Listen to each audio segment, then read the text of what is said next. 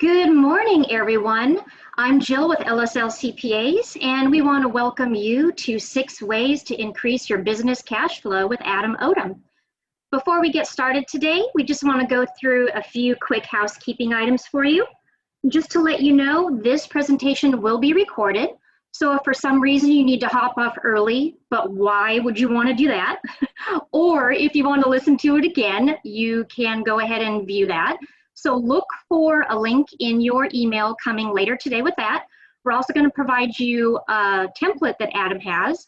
So again, be on the lookout for that. This presentation will run about 45 to 50 minutes with 10 minutes for Q&A. So we encourage you to ask questions. If you take your cursor and hover it over to either the bottom of your screen or the top of your screen, you'll see the Zoom toolbar. Go ahead and pop your questions in the Q&A box and Odom will answer those. So without further ado, I'm going to get this thing going. But first, I would like to introduce you to our speaker, Odom. Odom has a passion for helping business owners thrive. As a partner, he has the knowledge and experience helping private companies understand their numbers to make stronger, quicker decisions and apply best practices and controls.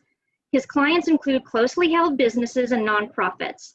He enjoys working closely with owners and their key staff to solve current challenges and plan for future opportunities. Take it away, Odom. Thank you, Jill. Good morning, everyone. As Jill mentioned, my name's Odom. I'm a partner at LSL. I love helping my clients grow. I love helping them succeed and being part of that success. One thing that has been asked a lot lately is about cash flows. What's happening with my cash flows? What do I do to increase my cash flow? Because right now, as we all know, it's unprecedented times, right? So we need to figure out different ways to improve our cash and keep running during these times. And to improve our cash during times of growth too, which I will go through. So today's agenda real quick, we're going to go through what is cash. It's pretty funny, but some people don't know truly what is cash. It's not what's in your bank account, surprisingly. So I'll go through that, go through the importance of understanding your cash flow, 6 ways to improve your cash flow, how to project cash flow and using a simple Excel sheet. That's a sheet that that we'll be providing everyone free of charge. So have fun with it. It's a fun sheet. And then how to project cash flow using profit sense. And that's more what if scenarios, how to make these important management decisions, and it helps a lot. So what is cash? So the question is it what you have in your bank account at a certain time? So if I go to my bank account online and it's a certain amount today, is that what my cash is? And the answer is actually no, it is not. Cash is not just what's in your bank account. You have to add back any deposits in transit, which can be rare at times. And then the biggest part is you have to back out outstanding checks. And outstanding checks are checks that you've written to vendors or anything like that, checks that you have written but have not cleared your bank account. That's really important because if you have a $100,000 check that you've written to a vendor, but they haven't cashed it yet, they may cash that later on today or tomorrow, and you can't be counting on that cash in your bank account right now. So you have to adjust for those reconciling items. So in our industry, we have a saying that cash is king, right? So what does that mean? Cash really, if you don't have cash, your options are limited, right? If you have a lot of cash, well, you have a bunch of options. You can grow, you can keep your operations running really well. There are just a lot that you could do if you have cash. And during these uncertain times, cash is absolutely key. So importance of understanding your cash flow. You can't just understand where you are today. You have to understand where you're going to be tomorrow, where you're going to be a month from now, or where you're going to be a year from now, or even where you're going to be 10 years from now. You have to understand that in order to know how to grow, how to run your operations, how to make different decisions at your company. You have to understand what bills you need to pay and when you need to pay those bills, and also what income you'll be taking in and when you will be taking in that income. So I'm going to go through 6 different ways to improve your cash flow. These are really good ways that small things that you could do that can make huge differences in your cash, and how to improve that cash balance in your company. So action item 1 is making payments. So a lot of times, this is especially popular with inventory. A lot of times vendors will give you special payment terms. So one that we see often is 210 net 30. So that's 2% net 2% discount if paid within 10 days, or you have to pay the full invoice within 30 days. If you have the cash available, take advantage of those discounts. 2% may seem like a really minimal amount, but add it up over time, it can make a big difference. Another thing is, if you don't have those special terms, wait until the payment is due to make that payment. So if you receive an invoice today, don't just automatically cut that check. Wait until the due date of that invoice, or a few days before the due date of the invoice, and cut the check at that time, or send the wire transfer, however you make that payment. So 2 things: if you have special payment terms and you have the available cash, take advantage of those payment terms. If not, wait until the due date of the invoice. So that's action item number 1. Action item number 2, which is your receipts. When you get paid, when you get that money. I mean, if there are customers out there that you say you have a due date of 30 days from when you send that invoice, and this customer always pays 45 days late, and you don't charge them any interest or fees for that. Well, maybe, and say it's a big customer of yours, maybe if you provide those special payment terms for them, they'll pay a lot earlier. They could pay within those 10 days compared to the 45 days, and that makes a huge difference on your cash balance. Also, so that make sure if you have those instances, it's good to have those special payment terms. Another thing is, make sure your invoices are sent out as quickly as possible. So if you sell a product today or provide a service today, send out that invoice today. I mean, the quicker you send it out, the quicker the client or customer gets it, and the quicker they'll pay that, right? That's the theory. So send out those invoices as quickly as possible. And another big thing with this is know your customer. So if you send it to, say, the CFO, but the CFO doesn't process that invoice, well, that means the CFO gets it and it's on their desk for 5 days with all the rest of their mail. They go through it. They finally see, oh, shoot, I have this invoice. They give it to their AP clerk, who then processes it, and then the CFO goes and signs a check, right? So instead of that, know your customer, know who's processing that check right away. So in this instance, that'd be the AP clerk. So send that invoice directly to the AP clerk. And then hire a good AR collections clerk. So this could be someone internal that you already have. Say there's someone in accounting or accountant of yours that has some capacity. Well, have them help make phone calls to your customers and see where they're at with those invoices. Say they're getting close to the 30-day due date. Give them a call, or say they're like I mentioned before, the 45 days compared to the 30 days. Well, if you give a customer a call or a client a call, it's amazing what they'll do. They you have that personal relationship with them, right? And they want to continue that. So it just may not be on their mind, and they will get that phone call. You tell them, or the AR clerk says, hey, we have this late invoice. Do you know when you're going to pay it? More than likely, they'll hang up the phone, and if they have the cash available, they'll pay it really quickly. That's huge. That's really huge. And then lastly, deposit checks immediately. If you get checks still and not wires or credit card receipts, if you get checks, make sure you deposit those right away. I mean, there are times where companies may sit on checks for a week, and that's $100,000 that could be sitting in your bank account. So that is action item number 2, receipts, getting paid. Action item number 3, and this is huge. If you have inventory, pay attention to this. If you don't have inventory, feel free to take a 5-minute nap and come back to me in 5 minutes. But inventory is huge for any company that has inventory. Inventory equals cash.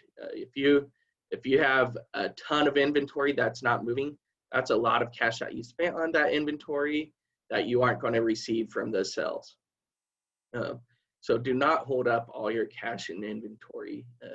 Hold enough to have it on hand when a customer purchases the inventory, but don't have too much where it's sitting on the shelves, collecting dust, really not moving at all. Big thing is know your inventory. I mean, know what are your slow movers and what are your fast movers. And not only that, know any changes in that, right? Because something that may have been a fast moving item that you had 5 years ago may be really slow now or even obsolete, right?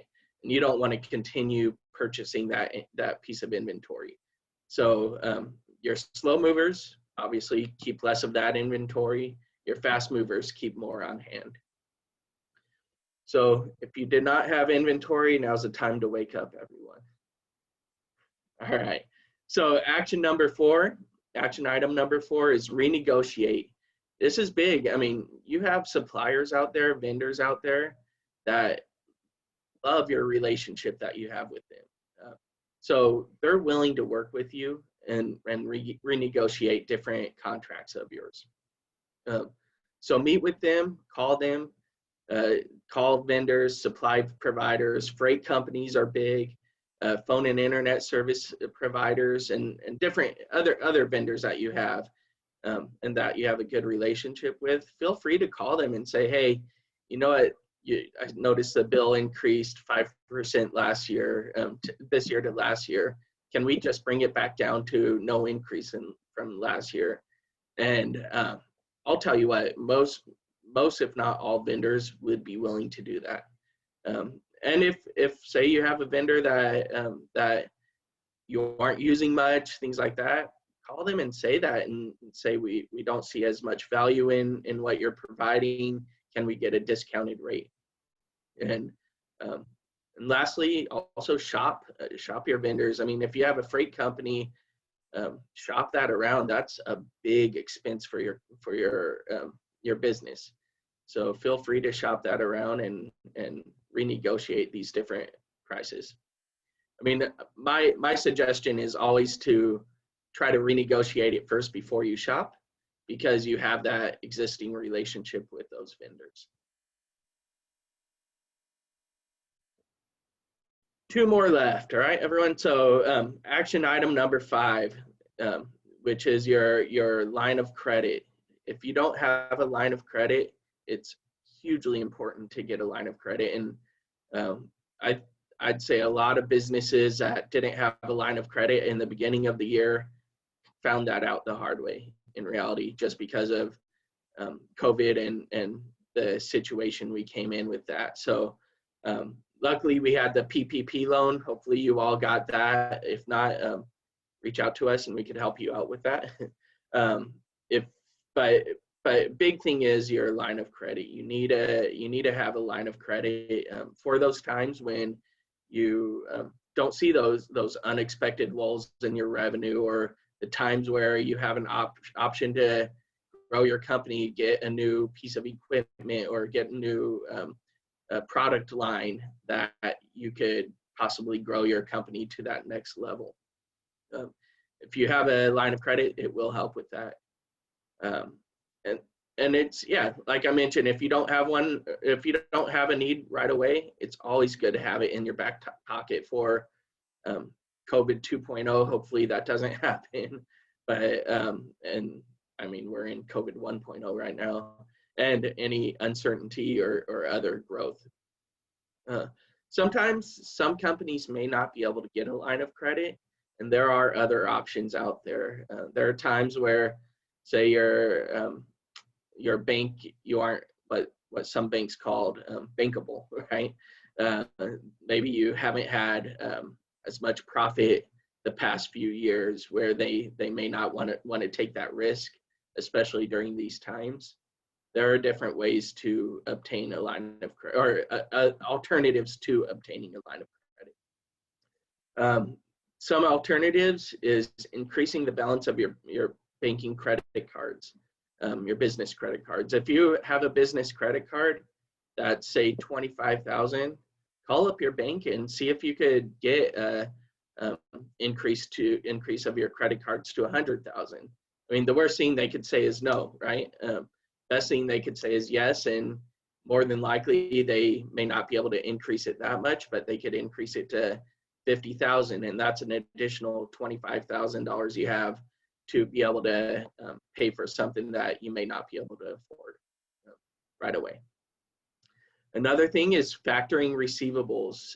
That's something where if you don't have a line of credit and you can't get any other loan, that is kind of last on the list, but it is an option where you factor your invoices, and they pretty much, it's almost you give up those invoices to those banks, and for that it's collateralizing those receivables. The only thing is there is a higher fee with that, so usually they charge 1 to 5% on your factoring receivables. So, but it is an option, and it is something that could be helpful to you if you don't have that cash flow and you need that during these times. And then lastly, the SBA does provide 7A loans. Those are for small businesses that meet different criteria, but they are easier to get than line of credits at times, and but they are collateralized too. And then last action before I get into the fun stuff, the nerdy stuff that I like, which is going through those spreadsheets and showing you how to do cash flow projections. So last section is creating a budget. I mean, it's amazing how many companies don't have a budget, and budgets are, they can be a little time consuming to do in the beginning, but they're such a beneficial thing to have and to do. So creating a budget, what we do with our clients, and you'd probably want to do, is reach out to your managers and get your P&L. Budget is only off a P&L or profit and loss statement.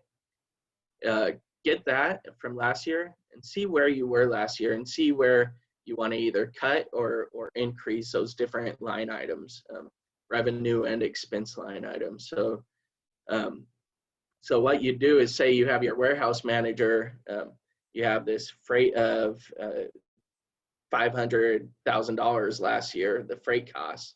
Well, how can we decrease that to $425,000, right? Or say you have revenue that of 5 million, you want to increase that to 6 million. So it's good to have those budgets to be able to kind of get those goals in place for the coming year and coming months. I like to create a budget month by month, so you can see where you're at each month compared to budget, instead of a yearly budget. So what you would do after you get your budgeted amounts, then you put it into your accounting software. That's really important. And the reason for that is that if it's in your accounting software, you could compare your budget to your actual real numbers each month also.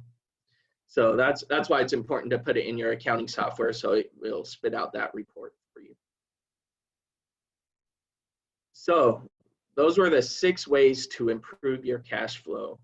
So why do that though? Well, everyone knows why to improve your cash flow, right? Like I mentioned, cash is king.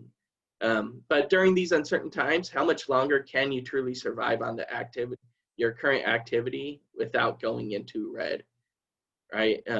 What can your company survive growth? And I do mean survive, right? I mean, if your company grows way too fast, all your cash will be held up in that growth, and you won't be able to sustain your operations. So it is important to understand how much you can truly grow. We all want to grow, and we all should grow, but you have to understand at what lengths should we be growing. And then lastly, we need to understand all situations, and the best way to do that is with cash flow projections. If I decrease my my AR days, right? I hire that AR clerk. What will that do to my cash? And I'll show you that in a few minutes. So how to project cash flow. So we'll be sending out this Excel schedule to everyone later on today. And what we do is we give you different options of how, I'll go through it right now actually, but it gives you different ways, a way to project out your cash flows month by month or week by week or even year by year. And then that schedule doesn't provide as well of what if scenarios. So there is different software out there that can provide what if scenarios. If I decrease my number of days in receivables, how will that affect my cash? Or same thing with number of days of inventory, things like that. And I will also go through a different, we use a software called Profit Sense, but there's a lot out there that you can use. So let's get into the fun part, okay? So this is what everyone will be receiving, okay? This is a cash flow report that allows you to do it. You can do it week by week or month by month. Personally, I'd prefer to do it month by month. If you're really low on cash, week by week may be the way to do it. So what you do is you input your beginning cash amount, then any deposits of line of credit, cash sales. We all love cash sales. Unfortunately, we don't all get cash sales. And then different deposits from your receivables. And then you get your total cash inflows, and I'll go through a sample shortly. You get your total cash inflows, then you break out your vendor bills, what's owed that week, your payroll, and then any loan payments, and you get your total cash outflows. And then your net change, and you get your ending cash. So what I want all of us to do is step into this company, right? We're all part of this company. We will call them ABC company just for fun. But so you have your beginning cash, right? We have $32,300 at the beginning of Monday, the 7th. Okay. We don't know where we're at, right? So we know, and sorry, let me take a step back. We have most likely scenario, best case scenario, and worst case scenario. So our most likely scenario, which I put a lot more weight into that, probably the least weight into best case scenario, just because I'm an accountant and I'm conservative like most accountants. And then some weight into the worst case scenario. Most likely is the best, but at the end of the day, you'll be able to see where you're at based off all 3 of those scenarios on your summary. Okay, so we're at ABC Company. We have a beginning cash of $32,300. So this week we expect to have payments payments from different customers for $99,250 this week. Okay, that's customer. There's a customer that say that's over 90 days. You guys hired that great AR clerk that we recommended, right? And that you're finally getting that customer over 90 days old, right? That you've been waiting for them, that they finally are like, oh yeah, you know what? Thanks for giving me a call. I just forgot about it. Here's your 10,000. Okay, so that's and then your different customers from your receivables. So 99,000. Okay, and then you have your outflows, right? So you have utilities, rent, inventory purchases, supplies. You could go. I kind of broke it out by line item on a profit and loss statement. You could go by vendor name, whatever you prefer. I just did this for ease, to be honest. So we have utilities, rent, inventory purchases, supplies and postage, repairs and maintenance, advertising, legal, and accounting. So this week, you have to pay all of those bills, right? And then I like to have a little cushion in there, just in case there's a bill that you didn't think about, something like that. So the cushion is 5 to 10% of the remaining, the overall expenses. So you have your total expenses of $99,300, and then you have to pay payroll every week. We'll say you have weekly payroll. So you have $45,000 in payroll costs. So at the end of the day, your total outflows were $144,000. So your net change in cash is a negative $45,000. So if you look at this, you had $32,300. Your net change is $45,000. So you have an ending cash balance of $12,000. Oh shoot, what do I do now, right? That's a question, and that's where really it's important to have that line of credit for times like this. You want to be able to pay your bills, right? So what you would do is say, okay, well, next month or next week I'll have negative 12,000. I need to have at least 35 or 25,000 on hand, whatever. So you would just draw on your line 50,000, and you have 35,000 next week. And then you go through the process again, right? Next week you have a new customer that's bringing you a lot of money, 76,000. So that's great. You are going to bring in a lot of cash next week. What you do, you go through that again, go through all your expenses. This time your utilities and rent are only once a month. The remaining are weekly. Your accounting fee of once a month, say. So you have your total of 82,000. Again, you have your payroll. So your net cash outflows are 127,000, and your net change is 31,000. So at the end of the day, you have 69,000, right? But you have to remember that you had this 50,000 line of credit, and you don't want to be paying all those interest fees, things like that. So you want to pay down some of that line of credit. So you would pay down half of that this month or this week.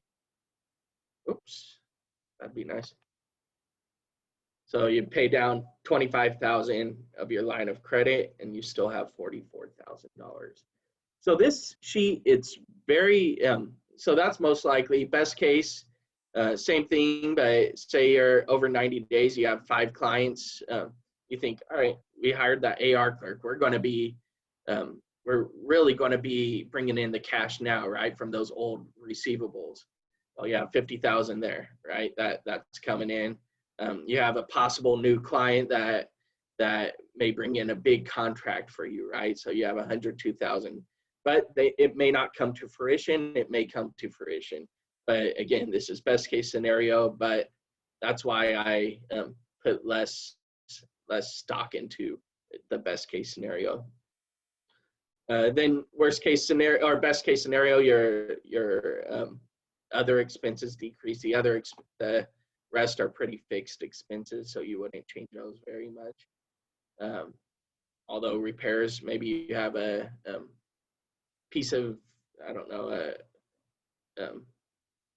refrigerator in your office or something, I don't know, that may need to be done next week. But anyway, so you have your total change here. And based off your best case scenario, you're ending with 3,700. You'd want to probably still increase that, right? So you'd increase it 25,000, and then at the end of the day, you'd want to pay it all off, right? Because you have plenty of cash after the next week. Okay. And then worst case scenario, again, this is things that, well, that one client didn't come in, right? Customer over 90 days, well, we decided not to hire that AR clerk, so we aren't getting those over 90-day receivables. Expenses have increased, so you guys get it. You go through the worst case scenario, and then you would increase your line of credit and decrease it. So with another 50,000 there, and probably decrease it next week. So this, everyone's going to be receiving this. This is a great way to project out where you're going to be week by week or month by month. Again, I personally, week by week is a little too detailed and too many adjustments and more of a headache than anything. I personally like to do it month by month, but this is week by week. All you would have to do to change it would be you'd put the date here, say 9/1, and you just add 30 days to it instead of the 7 days. Oops. So everyone's going to be receiving this later on today.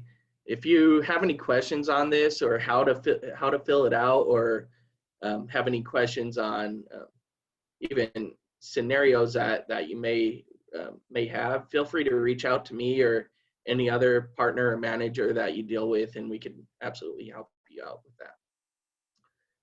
So this is more week by week, month by month. If you're in having difficulty with your cash flow, this is great.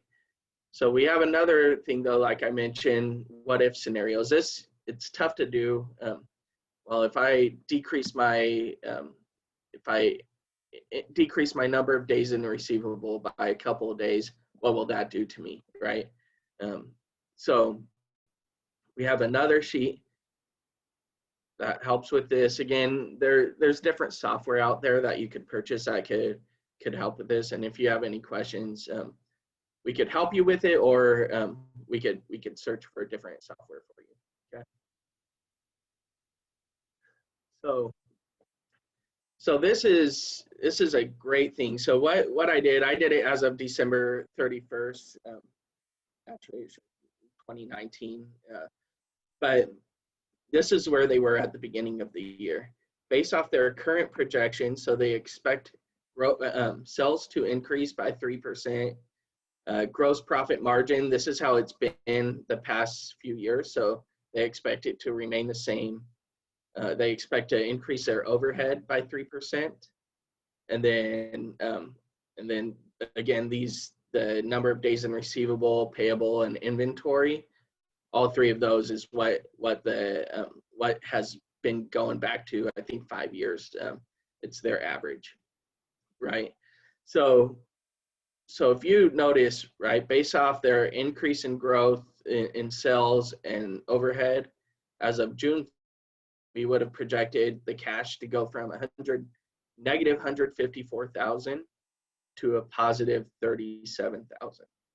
Okay, so what happens? You hire a good AR clerk, or you don't even let's say you hire a good AR clerk. Okay, this AR clerk costs you an additional 5% on your payroll, or additional 2% on your overhead, right, through payroll. So you'd have to increase your overhead growth. They're more expensive, right? you'd increase that. If you notice that person costed you $40,000 for those 6 months. Again, I like to do this by 6-month period time frame or yearly. This is more of a tool for management decisions more than day-to-day projecting out your cash, right? But so they cost you $40,000, give or take, over that. Let me show you. We started with 37,000. Let's see. We started with 37,605. Okay, so they're gonna cost you 40,000 or so in your cash.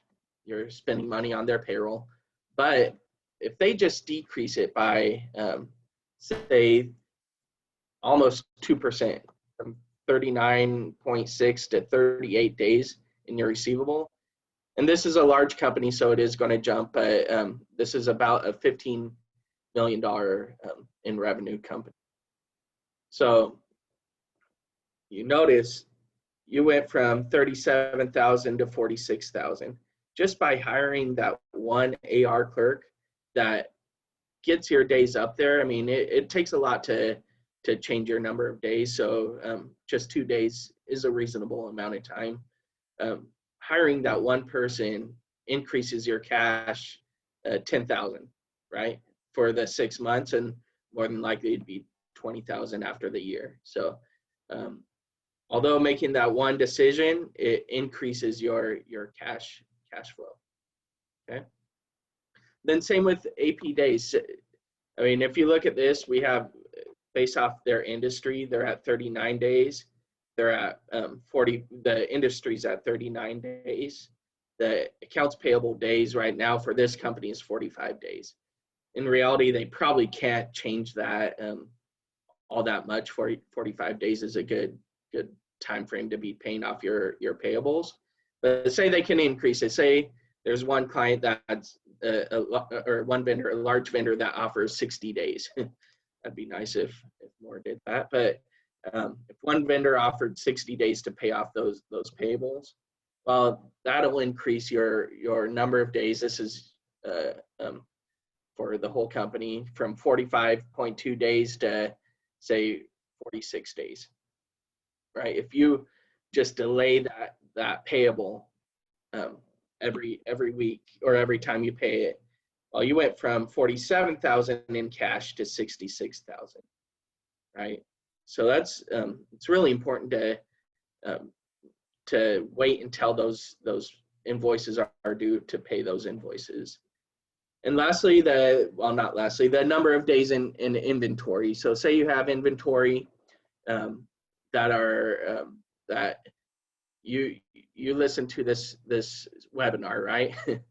Let's hope we all listen. But if you listen to this webinar and you said, all right, you know what, I do have a lot of slow movers that 3 years ago, they were fast movers. I didn't even think about rechecking it. And now we're going to be taking those off the shelves, just leaving them there, not buying any more new product A, right? And buying more of the new product that's fast movers, product B. Well, that's going to increase your days in inventory, right? So doing something like that, even from 57.9, 58 to 56 days, right? 2 days lead time, it has a huge impact on you. So you went from 66,000 to 115,000 in your cash over the 6-month period. That, I mean, that's a no-brainer, right? I mean, we need to be looking at these different ways to increase that cash, and just getting those slow movers, less of those, and more fast movers, having less actual inventory on hand that maybe you don't need to have on hand, makes a huge difference on your cash. Another thing, right? Jill introduced me in the beginning of the segment. Jill is the best marketing manager that any company can have. Please don't try to steal her from us, but she truly is. So say you don't have a marketing manager, right? And so you hire someone, you hire Jill's twin, right?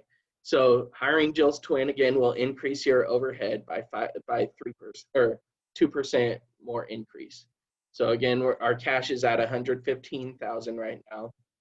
So 2% increase will decrease our cash, right? We go down about $50,000 for the 6 months. Well, in reality though, you're going to get more sales. Your sales are going to grow from 3% to say 5%, right? So just by hiring that one person, it was at 115,000, you're down to 103, right? So really, maybe it wasn't a good idea to hire Jill's twin, right? It decreased a little bit, but but it is those decisions that you have to look at to be able to determine, should I be hiring this person? Should I not be hiring this person? Should I be calling more on my AR days? Should I not be calling more on my AR days? Should I be, I mean, everyone should be waiting to pay those invoices. So that's a no-brainer. And then inventory, man, we haven't looked at our inventory the past 2 years to see what's really going on there. Should I hire a consultant to do that? Should we do that internally? And determine what should we be really keeping on hand in inventory. So that is my presentation. We are at about 40 minutes in. So if anyone has any questions on anything, feel free to type it in the Q&A. It looks like I have a couple questions.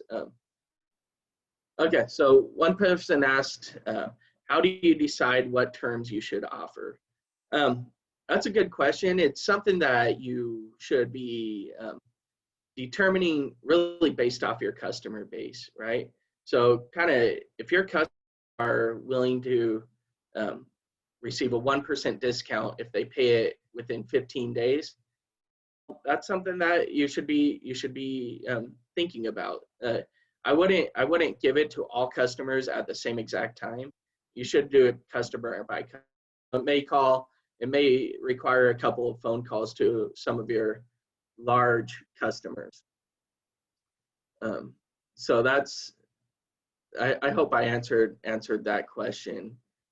If not, feel free to reach out and I could help you out with that too. Another question I have is, I'm a service company, no inventory. How can I free up cash when I'm waiting to be paid on contracts? That's another actually really good question. So no inventory, you're a service company, so it says anonymous, so I'm not sure who this is, but to free up cash, there are different ways to do it. One, again, wait until you pay those bills, right? You're more, at this point, it sounds like you're at the discretion of your customer, so you could call them, ask for the money. If they don't give it to you right away, you need to free up the cash, right? So one way to do it is wait until the last minute to pay your invoices. Another way to do it, which is a great thing to do, and I don't think I mentioned this, but say you have that credit card and you have an invoice that's $25,000 due 30 days from now. Well, if you wait until those 30 days and then you pay it with a credit card, well, that credit card the payment on that credit card isn't due for another 30 days. So really, you floated yourself 60 days in order to pay that bill. So that's a good way to do it if you don't have that cash on hand.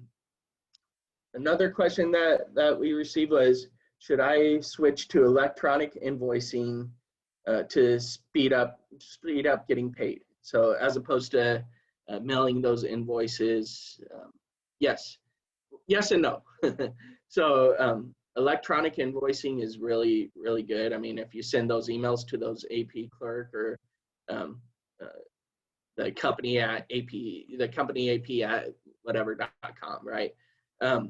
it's great to send those invoices, but you need to know your customer. So say you have a customer that that does a lot better through mail rather than email. You have a customer that gets 1,000 emails a day, right? And they don't really read all their emails. Well, at that point, I would say send an email and send them a hard copy. And one is they'll get 2 copies of the invoices, but the accounting system will only allow them to put 1 in. It'll come up with a duplicate invoice and won't allow that. So they'll know it's already in there. So I hope that answered everyone's questions. There were 3 questions. Yeah. If I think that's it. Jill, if you want to discuss our upcoming webinar that we have. Yes, thanks, Adam. So everyone, I just wanted to let you know that as part of kind of an add-on to this presentation, we have scheduled an upcoming webinar next Wednesday, the 16th, titled Your Plan B, Financial Planning During COVID-19. And we asked Robert Daly with the SUMA group at Oppenheimer to present with our partner Maria Areola on financial plans. We know most of you already have a financial plan, maybe some of you don't, but now is the time to really take a look at that financial plan and look at altering it so that it can fit the current times, because these are unprecedented times and we've had a lot of questions from people.